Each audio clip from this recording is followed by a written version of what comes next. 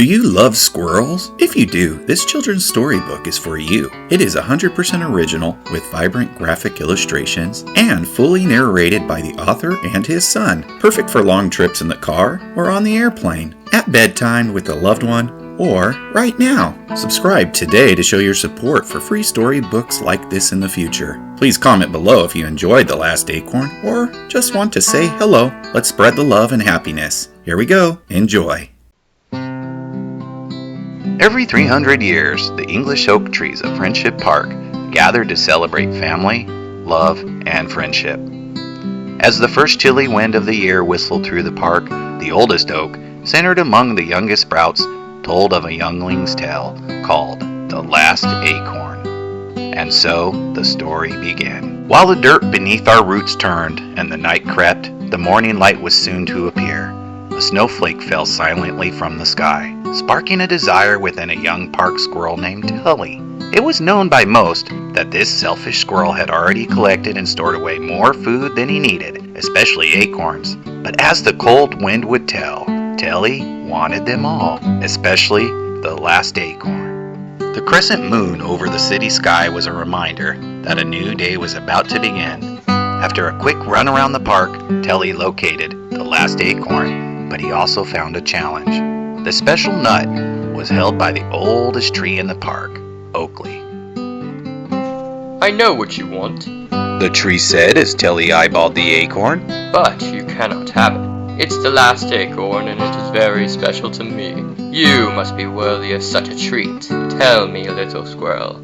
Oakley continued. Tell me why you want the last acorn. Everyone knows you have more than you need. Well, of course I do, Tully said with a greedy little grin. but I want more. It makes me happy. Oakley grunted. Happy? You don't know what true happiness is. Yes, I do, Tully replied. it's the last acorn. Interesting. Oakley said. That may be true, little squirrel, but it all depends on what you do with it. Well, isn't it obvious? Tully said. I'm gonna eat it. Okay. Oakley grinned. Let's make a deal. If you can guess what makes me happy, I will give you the last acorn. I will even give you a little hint. Happiness is where you find it. Let me think. Tully said. That's silly. If happiness is where you find it, and I don't know where to look, how can it ever be found? Oh, I promise it can be found, little squirrel. But only if you are willing to look for it. Oakley smiled. I will give you to the end of the day. Stroll through the park, and I'm sure the answer we seek will be found. Return to me with an answer at day's end. Although unsure where to start, Tully agreed to the challenge and began scurrying around. Daylight was near, and nature's clock was ticking. Tully stood beneath a park lamp and had a wishful thought. If only I had a friend to help me find happiness. And then, the who happened. Who's down there? An angry owl called from above. I'm trying to sleep. Oh, hello, Al. I'm sorry. Tully answered. I'm just trying to find some happiness. Well, find it somewhere else. The owl snapped. Who's happy anyway? Not me, not without my daytime sleep. I'll be on my way then. Tully said as he hurried away, hoping to avoid trouble. Tully parted with the owl in a blink of an eye, only to find a fearless wolf on the prowl. Just before Tully could run away, the wolf spoke. Hey, don't be scared, little squirrel. The wolf chuckled. I already had my fill of rodents for the day. Tully asked cautiously. That's good news for me, but still, how do I know I can trust you? We both know that sometimes you like to eat squirrels. Well, The wolf replied. that's a good point, little squirrel. I am a wolf and I do eat squirrels. That's true. But unlike you, I only take what I need to survive. As long as I'm free to prowl in the park with a full belly, I'm in no hurry to find problem. Do you understand, little squirrel? Honestly, Tully said. I don't, but I'm not gonna wait around to figure it out. Tully ran toward the blue fence that separated the city from the park. Maybe happiness is on the other side, where the light shines. Hey, what the heck, big squirrel? A wall lizard yelped. You're blocking my light. Oh, whoops, I didn't know. Tully explained. I'm sorry, I'm just looking for happiness. No worries. The lizard replied. I'm just looking to get warmed in the sunlight. Tully scooted slightly. The The sunlight showered onto the lizard. Does that make you happy? Telly asked. The lizard answered with an amazing grin and showed appreciation by dancing in the shining light. Telly yelled, "That's it! That might be the answer I'm looking for. Thank you, lizard. Bye-bye." Hey, wait!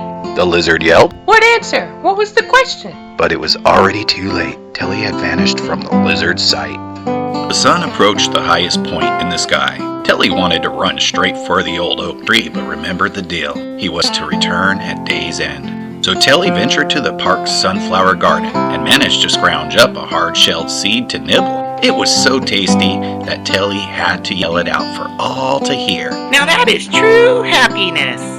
Not surprisingly, Telly's joyous yells attracted attention. Above the sunflowers, a chirping butterfly and a singing hummingbird swooped in. The hummingbird sang, Sweet sugary nectar makes me happy. Sweet sugary nectar makes my wings extra flappy. Then the butterfly rudely interrupted. Well, actually, have you ever tried orange slicing? That will put some fuzz on your wing. Telly sat quietly and listened as the two flying friends argued. One thing became clear to Telly. Happiness is different for everyone. As the sun drifted lower in the sky, Telly arrived at the park's west side bridge where the rabbits liked to gather. Unsurprisingly, Telly met a bunny there. Telly asked, Hey, Puffytail, as the bunny liked to be called. what is that orange thing you're sitting on? The bunny said. It's the lost carrot. Right, okay, I can see that. Telly said. But why are you sitting on it? Don't you know? The bunny giggled. To protect it, of course. Then I'll eat it. I love my veggies. The bunny picked up the carrot and hopped away before Telly could say goodbye. A cold winter's wind blew through the park, a clear sign that day's end had arrived. Telly approached the old English oak. You're right on time. Oakley said. Did you find happiness today? Telly hesitated to answer and briefly thought about the long day. No, I'm not sure. I spent all day walking through the park just as you asked, and I found that happiness is everywhere, but it can also be anything. Sleep for the owl, freedom for the wolf, sunshine for the lizard, nectar for the hummingbird, orange slices for the butterfly, and veggies for the bunny. What makes you happy? I may never know unless you tell me. Okay, Oakley said. I'll help you. Look with your eyes and tell me what you see that is all around is you, me. Telly looked to the left and glanced to the right. I don't know. All I see is other trees just like you, and other creatures just like me. That's right. Oakley smiled. The creatures are my friends and those trees are my family. They are the ones I love the most. True happiness is to be near the ones you love.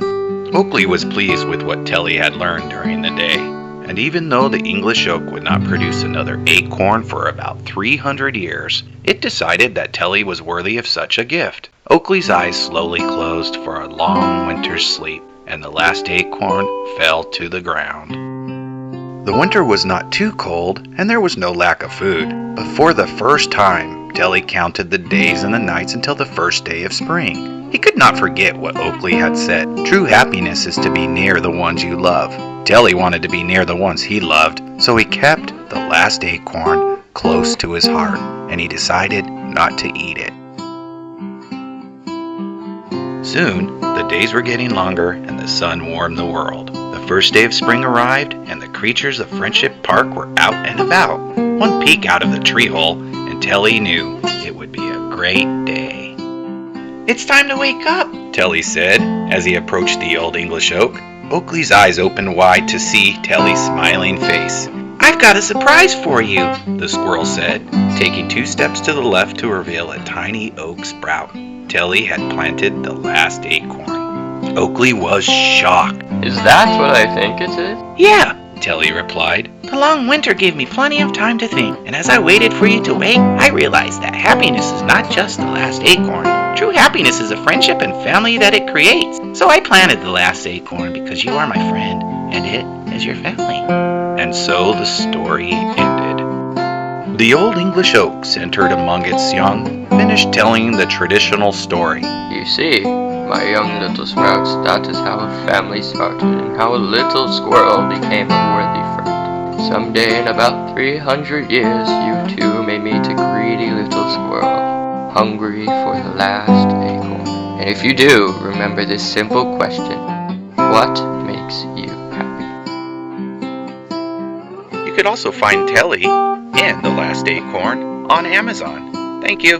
True happiness is to be near the ones you love.